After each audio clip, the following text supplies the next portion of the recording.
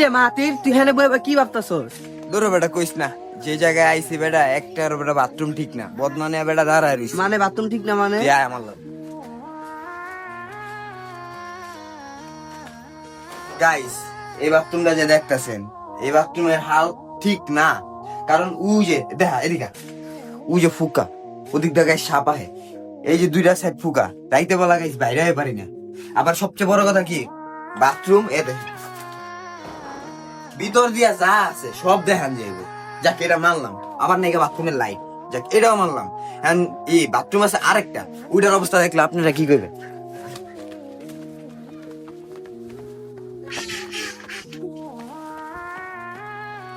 এটা কি কোনো বাথরুমের ভিতরে পড়ে গাইস? তুই দেখা যা ভিতরে যা দেখা।